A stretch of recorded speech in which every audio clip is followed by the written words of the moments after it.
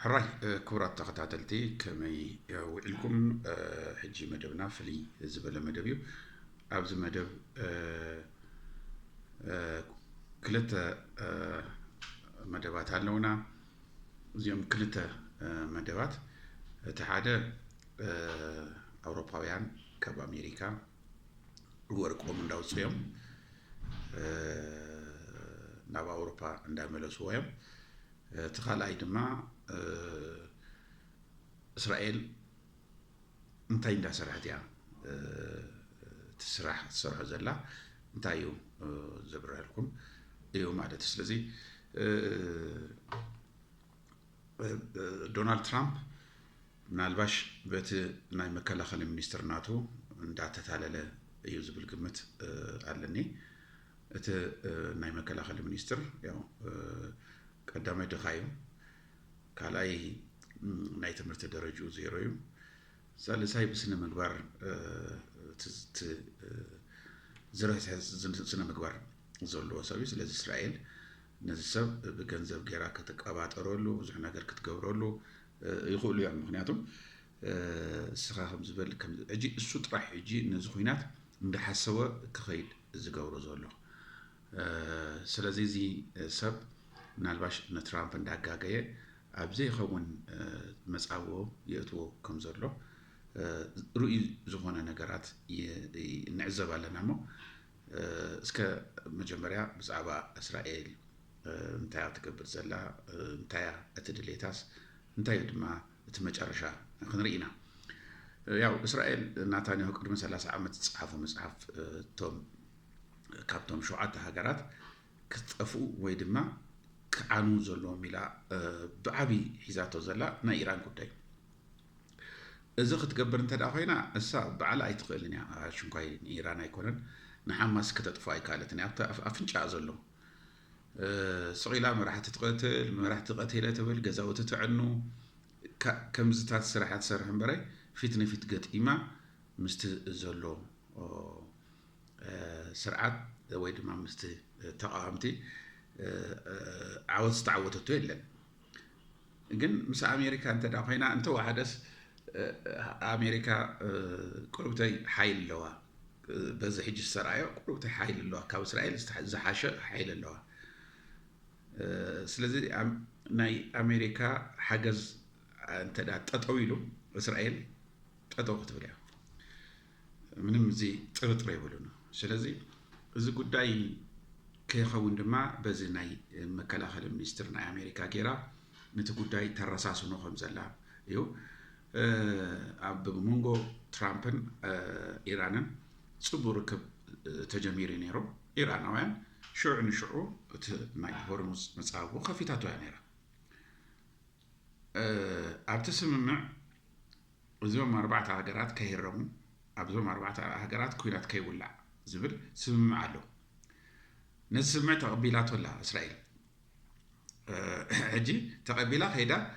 ንሊባኖስ ኣሊማ ያው ብኣየር እያ ተሃርመካ ካልእ ትገብሮ ነገር የለን ገዛውቲ ትዕኑ ሲቪልያን ትቐትል ሕዝቡላህ ኣብ ኣፍንጫ እዩ ዘሎ ብእግሪ ንምንታይ ዘይተኣቱ ብታንኪ ሰይራ ንምንታይ ዘይተኣቱ ኣይትኽእልን እያ ስለዚ ፈሊጣ ነዚ ኩናት ወሊዓቶ እዚ ኩናት ምስ ተወልዐ ኢራን ጥሒሳ ኣላ እስራኤል ስምምዕ ጥሒሳ ኣላ ብዝብል ኣብ ኩዌትን ኣብ ዩናይትድ አረብ ኤሚሬትስ ዘሎ ናይ ኣሜሪካ ሚሊተሪ ቤዝ ሃሪማ ነቲ ሆርሙዝ መጻወድ ማዕጽያቱ ሕጂ እስራኤል ነዚ ብጣዕሚ ሓያል ታክቲክ ጌራ ትወስዶ ዘላ ጥሒሳ ከምዚ ኢላ ትኸስስ ኣላ ሕጂስ ከምቲ ቀደም ይመስሉዋ እሳ ዝኸሰሰቶ ጠዋሊ ኩሉ ሰብ ዝድግፋ እዩ ዝመስላ ሕጂ ሰብ ነቂሑ ኣሎ ቀደም ብሃይማኖት እስራኤል ልክ ክስታኔቲ ናይ ክስታን እንታሽሙ ዓባይ እንታሽሙ ተጌራ ትረአይ ነይራ ሕጂ ግን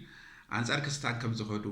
ሰብ እንዳፈለጠ ዝመጽእ ብፍላይ ዞም ምዕራባውያን ፈሊጦም ኣለዉ ሕጂ ኢሎም ኩሉ ሃዲሙ እዩ ዘሎ እቲ ትብሎ ሓሶት ከም ዝኾነ ሓሳዊት ከም ዝኾነ እንዳተፈልጠ መጽእ ኣሎ ሕጂ ከምቲ ናይ ቀደም መሲሏስ ሕጂውን እቲ ናይ ቀደም ሽጥራኣ ክትገብር ፍሓትሕርተር ትብል ኣላ እዚ ጉዳይ ምስ ሊባኖስ ዘእትዎ ኣይኮነን እዩ ኣብ መንጎናን ኣብ መንጎ ኢራን ጥራሕ እዩ እትስምዕ ዝብል ዘረባታት ትዛረባላ ምክንያቱም ንኣሜሪካ ሕጂውን ጎቲታ ናብቲ ኩናት ንምእታው እያ ትደሊ በይና ይብለኩም ኣለኹ ሓማስ ክትፍርሶ ኣይከኣለትን ሓማስ ታንኪ ይብሉ ዱሽካ ይብሉ ገለ ይብሉ ክላሽ ጥራሕ ሒዙ ይዝዋግኣ እሳ እዚ ኩሉ ገዛውቲ ይዕንያ ግን ሓማስ ሓደ ኣይመተን ስለዚ ዓቕባስ ድሩት እዩ ኣብ ኣየር ጥራሕ ብቃ ፈኸረን ንሕና ብቴክኖሎጂ ከምዚ ኢና እንዳበልካ ሕሶት ፕሮፓጋንዳ መንፋሕቲ እዚ ኮይኑ ኣብ ወታደራዊ ዓቕሚ እንተዳ ተረኣዩ እስራኤል ዓቕሚ የብላን ሩይ ንጹሩን እዚ ሩይ ንጹሩን እዩ ስለዚ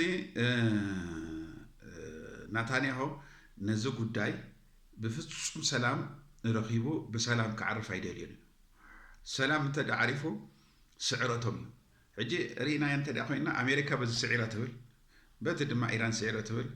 በቲ ድማ እስራኤል ንሕና ስዒርና ትብል ኣብ ውሽጢ እስራኤል ግን ዘሎ ናይ ኢኮኖሚ ፀቕጢ ናይ ስነ ልቦና ሽግር ብጣዕሚ ሓያል ህዝቢ እስራኤል ኣብ ስነ ልቦና ሽግር እዩ ኣትዩ ገና ደውል ክድወል ከሎ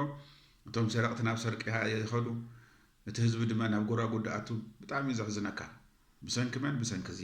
ዘይረብሕ ፖለቲከኛ ናታንያሁ ስለዚ እዚ ሕጂ ዝግበር ዘሎ ናብ ኩናት ወጢትካ ንምእታው እስራኤላውያን ዝገብሮ ዘሎ ሽርሒ ከይተጀመረ ፈሺሉ ኣሎ ኣሜሪካ ሕጂ ንእስራኤል ምስማዕ ኣብያላ እቲ ናይ ጦር ሚኒስትር ርግፀኛ ትራምፕ ድሕሪ እዚ ኩናት ከባርሮ ከም ዝኾነ በዚ ርግፀኛ ትራምፕ ሕጂ እቲ ጉዳይ እንዳፈለጠ መፅኡ ኣሎ እቲ ናይ ጦር ሚኒስትር ንሕና ከምዚ ጌርና እቶም ነባር ንዓና ዘይእዝዙና ንስጎጎሞ ንዓና ዝናዘብ ጀነራላት ሃምፂና እቲ ናይ ንግስነት ስርዓት ክንቕፅል ኢና እንዳበለ እዩ ዝሓልም ዘሎ ስለዚ እዚ ህዝቢ ኣሜሪካ ስቂሉ ኣይኮነን እዩ ንጉሳዊ ኣይንደሊና እንዳበለ ሰላማዊ ሰልፊ ዝወፅእ እቲ ኸይዲ ይሪኦ ኣሎ እቲ ኸይዲ ይሪኦ ስለ ዘሎ ኣይከውንን እዩ ዝብሎ ገሊኦም ጀነራላት ንሕና ጠጠው ዝበልና ንህዝቢ ኣሜሪካን ሕገ መንግስቲ ኣሜሪካ እምበረ ንውልቀ ሰብ ኣይኮንና እንዳበሉ እዮም እዚ ክረኣይ ከሎ እዚ ሕጂ ዝኸዶ ዘሎ እዚ ናይ ጦር ሚኒስትር ምስ እስራኤላውያን ተሓባቢሩ ካብቲ ዘለዎ ድኽነት ንምውፃእ እሱ ሓደ ናይ ፕሮግራም ኣዘጋጀ እዩ እሱ ብንእሽተይ ደሞ ዝነብር ሰብ ሕጂ ግን ብዙሕ ገንዘብ እስራኤላውያን የሪዎ ስለ ዘሎ እንታይ ገዲሱ በቃ ዝኾነ ይኹን ንእስራኤል ትብሎ እንዳገበረ ጥራሕ ሒዙ ክወፅእ እዩ ዝደሊ ዘሎ በዚ ኣጋጣሚ ትራምፕ እዚ ሕጂ እንዳተበርሆ ዝመፅእ መስለኒ ኣሎ ሎሚ እቲ ዝግበር ዝርርብ ፅቡቅ ውፅኢታዊ ከምፅእ ተኽእሎ ኣሎ ፅባሕ ማለት ፅቡቅ ውፅኢት ከምፅእ ተኽእሎ ኣሎ እሱ ክኸውን እዩ እስራኤል ክትፈሽል እያ እዚ ቀዳማይ እቲ ካልኣይ ድማ ፈረንሳይ ኣብ ኣሜሪካ ዝርከብ ወርቃ ብሙሉእ ሸይጣቶ ኣላ እቲ ዝወፅእ ኣውፅኣቶ ኣላ ሕጂ ኣብ ውሽጢ ሃገራ ሓደሽቲ ወርቅታት እንዳኣከበት እያ ዘላ ካልኦትን ናይ ምዕራብ ሃገራት ነዚ ጉዳይ ይገብሩ ኣሎ እዚ ጉዳይ ድማ ሕጂ እውን ካልኦት ኣውሮፓ ሃገራት ክቕፅሉ እዮም ምክንያቱም ምስ ኣሜሪካ ዘለዎ ንረክብ ሙሉእ ንሙሉእ እንዳበተኻየን ዘለዋ እዋን ምስ ከደ ማለት እዩ ግዜ ምስ ከደ ዝኾነ ኮይኑ ግን ሕጂ ዘሎ ናይ ምዕራባውያን ኣካይዳ ግን ኣብ ኣሜሪካ ሓያል ፀቕጢ ክፈጥር እዩ ምክንያቱም ወርቆም ካብኡ ተውፅኦም ስርሖም ካብኡ ናብ ካልእ ቦታ ዳይቨርት እንተዳ ገይሮም ትራምፕ ድማ ተሃዲዳት የበዝሕ ኣሎ ቀረፅ እዩ መህደድ እዩ ኪድ ኩሎም ብያ እንተዳ ኢሎም እኮ ኸላስ በይና ከፍ ትብል እዚ ክርዳእ ዘይከኣለ ትራምፕ ሕጂ ምዕራባውያን ወርቆም ሃብቶም ካብ ኣሜሪካ ሒዞም ይሃድምሎ ምክንያቱም ፅባሕ ንጎ ብያ ኪዱ እንተዳ ኢላቶም እንታይ ክኸውን እዩ ነዚ ቀዲማ ፈረንሳይ ጀሚራቶ ኣላ ካልኦት ሃገራት ድማ ይቕፅሎ ኣሎ እዚ ዓብይ ኣብ ኣሜሪካ ዓብይ ክሳራ ከብፅሕ እዩ ተባሂሉ ስጋት ዘእተወ እዩ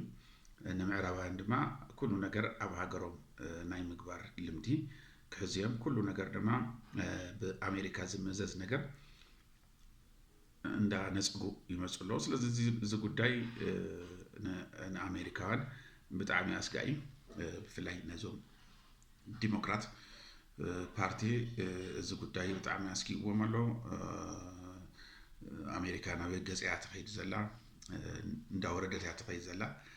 ብወታደራዊ ሓይሊ እንተደኣ ተራእዩ ሳልሳይቲ ደረጃ ዝነበረት ሕጂ ኢራን እያ እቲ ሳልሳይ ደረጃ ወሲዳቶ ዘላ ኣሜሪካ የላን ከምቶም ካልኦት ሃገራት እንዳኾነት እያ መፅያ ምክንያቱም እቲ ክብሪ እቲ ሞጎስ ኩሉ ነገር ወሪድ እዩ ሕጂ ካብዚ ንላዕሊ ውርደት ከይመፅእ ጥራሕ እዩ ፃዕሪ ዝግበር ዘሎ እምበረ ኣብዚ ሕጂ ሰዓት ዘሎ ነገር ዝተወደአ እዩ ክቡራት ተኸታተልቲ ናይ ሎሚ መደብና ንዝመስል ዝተኸታተልኩም ይቐኒለይ ምሸት ብካልእ መደብ ይረኸበና ሰላም ዋዕሉ ቻው ቻው